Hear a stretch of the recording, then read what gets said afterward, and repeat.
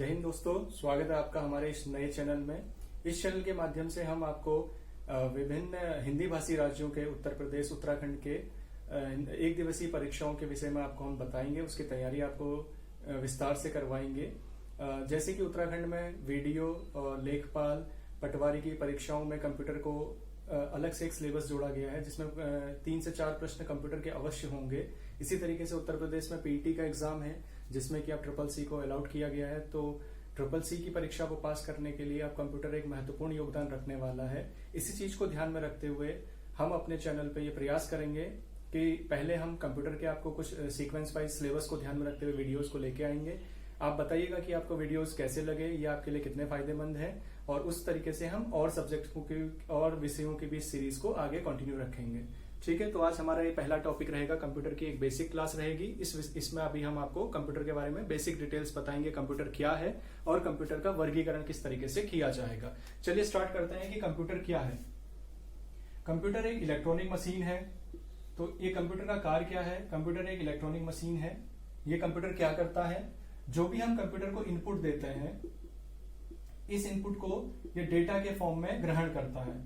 Data computer को उस data को कंप्यूटर इनपुट के फॉर्म में ग्रहण करेगा, और जो हम उस कंप्यूटर को निर्देश देंगे, उस निर्देश के अनुसार उस डेटा को वो प्रोसेस करेगा, और प्रोसेस करने के उपरांत जो डिजायर्ड आउटपुट आएगा वो हमको आउटपुट देगा।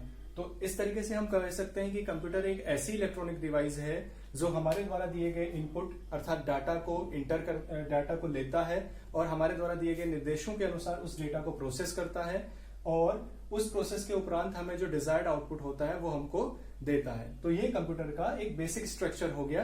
कंप्यूटर का ये बेसिक स्ट्रक्चर हो गया। चलिए अब हम देखते हैं कंप्यूटर का वर्गीकरण। कंप्यूटर को विभिन्न आधारों पे वर्गीकृत किया गया है, जैसे कि उसके हार्डवेयर के आधार पे, कंप्यूटर का हार्डवेयर किस तरीके से है उस आधार पे कंप्यूटर को वर्गीकृत किया गया है।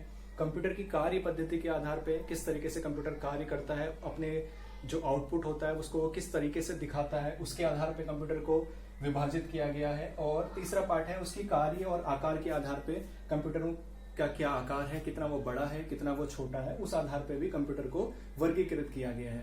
तो ये टॉपिक है classification of the computer. Computer का क्या वर्गीकरण है, आइए हम देखते हैं कि सबसे पहले हार्डवेयर के आधार पे कंप्यूटर को किस तरीके से डिवाइड किया गया है। तो हार्डवेयर के आधार पे हमें पता है कि जब सबसे पहले लगभग 1948 के आसपास जब कंप्यूटर का निर्माण किया गया था, तो उस समय कंप्यूटर बहुत बड़े बड़े होते थे। आज जो हम छोटे छोटे कंप्यूटर्स देखते हैं, जैसे हमारे लैपटॉप हो गया, हमारा टैबलेट्स हो गया, आज हम छोटे छोटे जो लैपटॉप और टैबलेट्स को देखते हैं। लेकिन जब स्टार्टिंग में 1948 के आसपास जब कंप्यूटर बड़े थे, तो वो आकार में बहुत बड़े थे।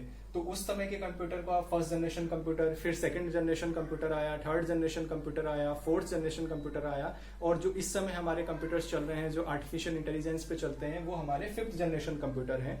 अभी हम इसको डिटेल में थोड़ा सा पढ़ेंगे, एग्जाम पॉइंट ऑफ व्यू से जो हमारे क्वेश्चन इस पे आते हैं उसको हम पढ़ेंगे।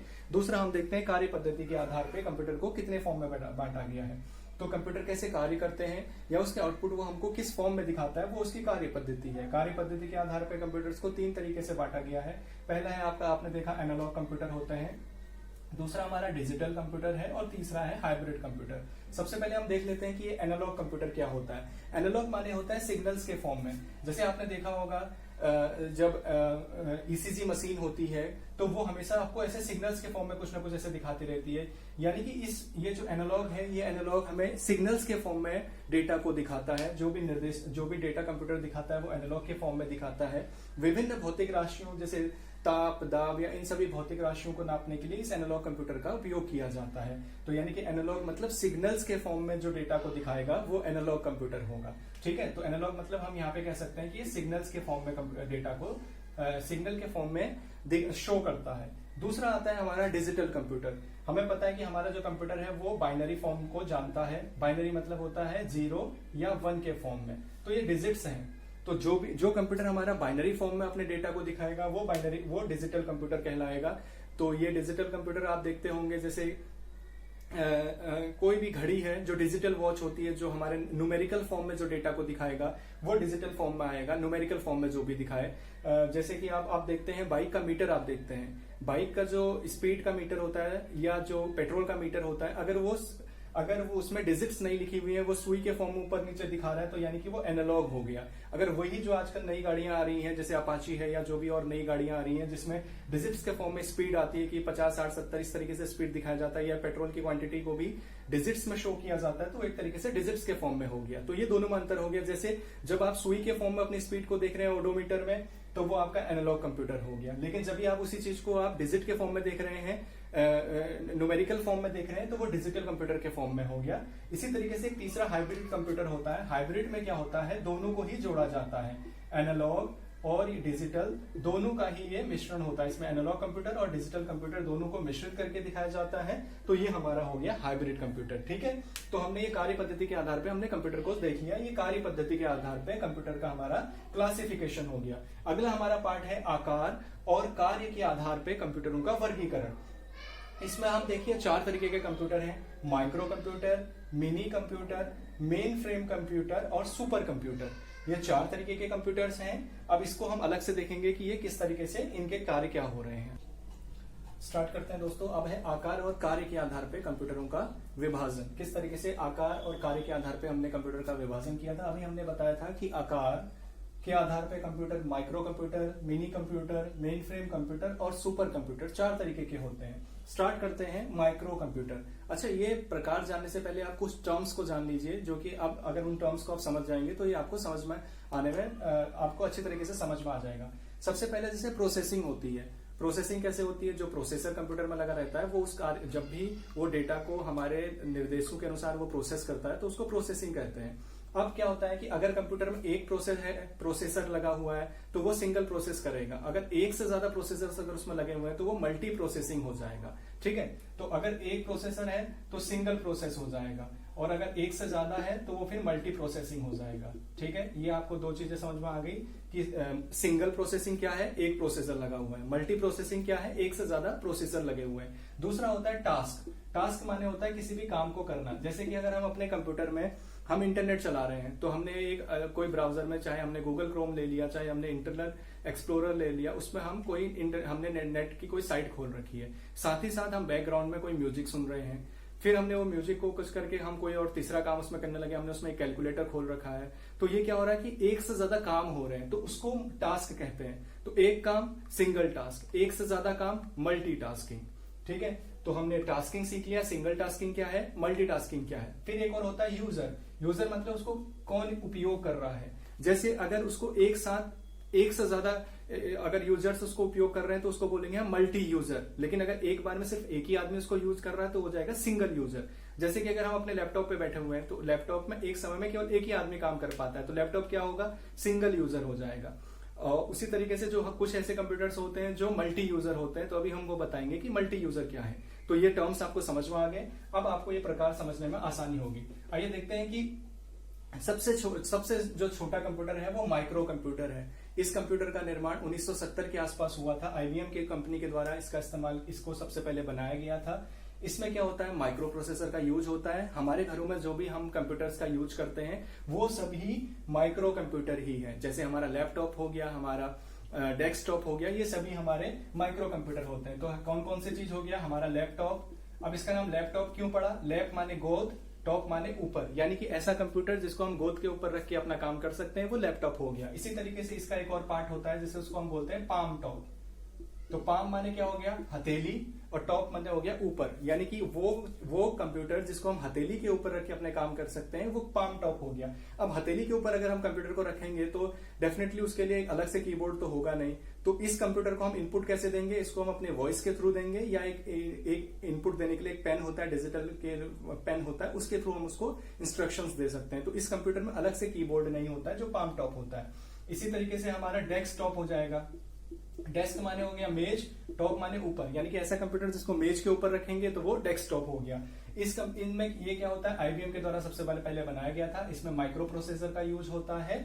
और दो टर्म्स आप यहाँ पे समझ लीजिए। ये एक होता है VLSI। VLSI मतलब क्या है, very large scale integration. Integration माने होता है चीजों को जोड़ के स्मॉल पैकेट में कर देना। जैसे कि कैप्सूल आपने देखा है, कैप्सूल में बहुत सारी दवाइयों को डाला जाता है और एक साथ उसको बंद कर दिया जाता है, यानी कि इंटीग्रेशन हो गया। तो इसमें क्या होता है, पहले साइज बड़ा था, वो बड़े साइज को छोटा करने के लिए क्या हुआ, एक ही चिप में कई सारी चीजों को जोड़ के रख दिया गया। तो उसको VLSI, very large scale integration, very large scale integration, तो यानी कि बहुत बड़ी मात्रा में चीजों को एक साथ इंटीग्रेट कर दिया गया। तो जो हमारे माइक्रो कंप्यूटर हैं, इसमें VLSI और ULSI, ultra large scale integration, U से अल्ट्रा, L से लार्ज, स्केल इंटीग्रेशन, तो इसमें हमारा VLSI और ULSI पद्धति का यूज किया गया है। हम अपने दैनिक जीवन में जो भी हमारा मोबाइल फोन्स हो गया, जो हमारे लैपटॉप्स हो गए, हमारे पाम टॉप्स हो गए, हमारे डेस्कटॉप हो गया, ये सभी किस फॉर्म में है, माइक्रो कंप्यूटर के फॉर्म में है। ठीक है, जो माइक्रो कंप्यूटर आपको समझ में आ गया होगा। अब अगला हम देखते हैं मिनी कंप्यूटर किसको बोलते हैं। तो मिनी कंप्यूटर देखिए, मिनी कंप्यूटर किसको बोलते हैं। मिनी कंप्यूटर क्या होता है, इसका साइज माइक्रो कंप्यूटर से थोड़ा बड़ा होता है और इसका उपयोग मल्टीटास्किंग के लिए किया जाता है। जैसे कि आपने देखा होगा रेलवे रिजर्वेशन, तो इसमें क्या होता है कि रिजर्वेशन कई जगह से एक साथ किया जाता है। तो इसमें एक सेंट्रल कंप्यूटर होता है और उस सेंट्रल कंप्यूटर से कई सारे कंप्यूटर्स जुड़े रहते हैं, इंटरनेट के थ्रू जुड़े रहते हैं। तो क्या होगा, अगर आप जैसे किसी एक सिटी में रहते हैं, मान लीजिए आप नैनीताल में रहते हैं, नैनीताल से आपने रिजर्वेशन करवाया, आप काठगोदाम रहते हैं, वहां से आपने रिजर्वेशन कराया, आप लखनऊ में रहते हैं, वहां से आपने रिजर्वेशन करवाया, तो क्या होगा, सेंट्रल सिस्टम एक ही रहेगा लेकिन उससे कई सारे लोग जुड़ के उस पर अपना कार्य कर सकते हैं। तो ये मिनी कंप्यूटर के फॉर्म में आ गया। ये माइक्रो कंप्यूटर से थोड़ा साइज में बड़ा होता है। कई सारी कंपनियां, जो औद्योगिक कंपनियां होती हैं, जिनका डेटा कई जगहों पे होता है, जैसे वो कंपनी के कई सेटअप्स हैं, एक लखनऊ में है, एक दिल्ली में है, एक नीचे साउथ इंडिया में है, तो अलग अलग सेटअप्स के बीच अपना कोऑर्डिनेशन करने के लिए मिनी कंप्यूटर का इस्तेमाल किया जाता है। तीसरा है main frame computer. Main frame computer का इस्तेमाल कहां पे किया जाता है, आपने देखा होगा बैंकिंग में क्या होता है कि कई सारे जो काम होते हैं वो छोटे छोटे काम तो होते हैं, जैसे ट्रांजैक्शन होते हैं, छोटे छोटे ट्रांजैक्शन है, किसी ने 100 रुपए निकाला, किसी ने अपने अकाउंट में 2000 रुपए डाल दिया, फिर वो एटीएम गया तो उसने वहां से अपना बैलेंस चेक किया, कोई फोन पे का इस्तेमाल कर रहा है, कोई किसी और ऑनलाइन साइट का इस्तेमाल कर रहा है पेमेंट करने के लिए, यानी कि छोटे छोटे टास्क बहुत सारे संख्या में होते हैं, यानी कि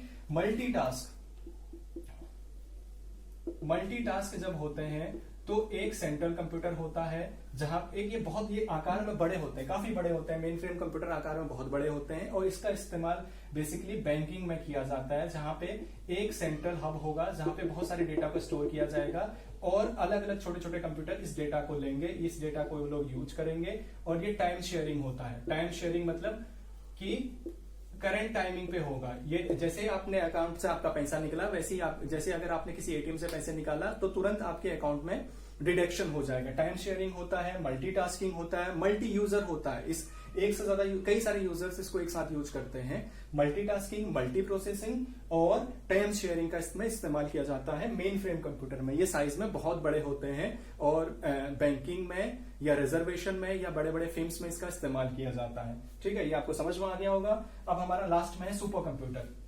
इससे पहले हम आपको एक चीज बताना चाहेंगे कि जैसे हमारा माइक्रो कंप्यूटर था तो इसमें क्या होता है, MIPS का इस्तेमाल, इसकी स्पीड जानने के लिए MIPS में इसका स्पीड होता है, जैसे मिलियन इंस्ट्रक्शंस पर सेकेंड। MIPS का फुल फॉर्म है मिलियन इंस्ट्रक्शंस पर सेकेंड, कि यानी कि एक सेकंड में कितने मिलियन इंस्ट्रक्शंस को ये फॉलो कर सकता है। ये इसकी क्या है, ये इसका मात्रक है, या इसको जानने के लिए, इसकी कैपेसिटी को जानने के लिए MIPS का इस्तेमाल किया जाता है। जैसे कि हमारी बाइक का होता है, बोलते हैं कितने का एवरेज दे रहा है, तो इसी तरीके से ये कंप्यूटर की स्पीड को मापने का एक मात्रक है, MIPS में इसका होता है। अब हम सुपर कंप्यूटर की बात करते हैं। सुपर कंप्यूटर क्या है? सुपर कंप्यूटर एक ऐसा कंप्यूटर है जिसको बहुत सारे छोटे छोटे कंप्यूटर से मिलकर एक बड़ा कंप्यूटर बनाया जाता है। इसका इस्तेमाल बेसिकली क्या होता है, वेदर फोरकास्टिंग के लिए होता है, साइंटिफिक रिसर्च के लिए होता है, और जब भी कोई दूर संचार यंत्रों को भेजा जाता है उसके लिए इसका इस्तेमाल किया जाता है। ऐसी कैलकुलेशन के लिए किया जाता है जब छोटे छोटे कंप्यूटर जिसको करने में बहुत समय लगाएगा तो ये बड़ा कंप्यूटर उसको तुरंत चुटकियों में सॉल्व कर सकता है। ये बहुत ही पावरफुल कंप्यूटर है। The max powerful computer is super computer. इसकी जो स्पीड है उसको फ्लॉप्स में नापा जाता है, यानी कि फ्लोटिंग पॉइंट्स ऑपरेशन पर सेकेंड, फ्लोटिंग पॉइंट ऑपरेशन पर सेकेंड। FL से हो गया फ्लोटिंग पॉइंट ऑपरेशन पर सेकेंड। इसको फ्लॉप्स में इसको नापा, जैसे इसका MIPS होता है तो इसका फ्लॉप्स में इसको मापा जाता है। ठीक है, अब सुपर कंप्यूटर का किसने बनाया था? सुपर कंप्यूटर किसी एक आदमी ने नहीं बनाया था, इसको कई सारे लोगों ने मिलकर बनाया हुआ था, लेकिन फिर भी एक सीमर क्रे करके एक आदमी है, सीमर क्रे हैं, इनका सर्वाधिक योगदान रहा था इस सुपर कंप्यूटर को बनाने में, इसीलिए इनको सुपर कंप्यूटर का फादर बोला जाता है। जैसे कि कंप्यूटर का फादर चार्ल्स बेबेज को बोला जाता है, इसी तरीके से सुपर कंप्यूटर का जो फादर होता है, फादर ऑफ सुपर कंप्यूटर के जो जन्मदाता है वो सीमर क्रे को बोला जाता है। और किसी जो बड़े बड़े विकसित देश हैं वहां पे कई सारे सुपर कंप्यूटर्स हैं, जैसे कि चाइना है, जापान है, तो हर साल इनकी रैंक्स निकलती है, टॉप 500 सुपर कंप्यूटर्स की रैंक निकलती है। अब की तो उसमें नंबर 1 पे कौन है ये अक्सर पूछा जाता है। तो इस समय जो 2020 में एक रैंक निकली थी जिसमें सुपर कंप्यूटर जापान का सुपर कंप्यूटर था फुगाकू जो है उसकी रैंक 1 थी, और हमारा जो भारत का है परम सिद्धि वो 63वें रैंक पे था। हमारे भारत का परम सिद्धि जो सुपर कंप्यूटर है वो 63वें रैंक पे था। तो सुपर कंप्यूटर आप समझ गए, साइंटिफिक कार्यों के लिए इसका इस्तेमाल किया जाता है, मौसम की भविष्यवाणी के लिए इसका इस्तेमाल किया जाता है, और इसका यूनिट क्या है? फ्लॉप्स में इसको मापा जाता है फ्लॉप्स में, कि मतलब जो कंप्यूटर ज्यादा हैवी होगा वो उसका फ्लॉप्स उतना ज्यादा होगा, जो कंप्यूटर लेस हैवी होगा उसके फ्लॉप्स उतने कम होंगे, और सीमर क्रे इसके फादर बोले जाते हैं। ठीक है दोस्तों, ये अभी हमने कंप्यूटर के क्लासिफिकेशन 3 तरीके के बता दिए। अब केवल जनरेशन के आधार पर कंप्यूटर का क्लासिफिकेशन बचा हुआ है। वीडियो काफी लंबा हो गया, 15 से 16 मिनट्स का हो गया है, और क्योंकि हमारा पहला डेमो वीडियो है तो हम इस वीडियो को भी यहीं पे समाप्त करते हैं। कैसा लगा आप जरूर बताइएगा। ये हमारा नया प्रयास है, ऑनलाइन पढ़ाई हमारे चैनल का नाम है, और अगर आपको ये वीडियो पसंद आया है तो आप चैनल को जरूर लाइक कीजिए और कमेंट्स में जरूर बताइए कि कैसा लगा। और अगर इसके आगे का वीडियो हम कल को अपलोड कर देंगे, और ये सीरीज चलती रहेगी। और ये तो कंप्यूटर के वीडियोस हैं, इसी तरीके से हम आपको बाकी सब्जेक्ट के भी वीडियोस इस तरीके से देते रहेंगे। चलिए, ध्यान रखिएगा। जय हिंद।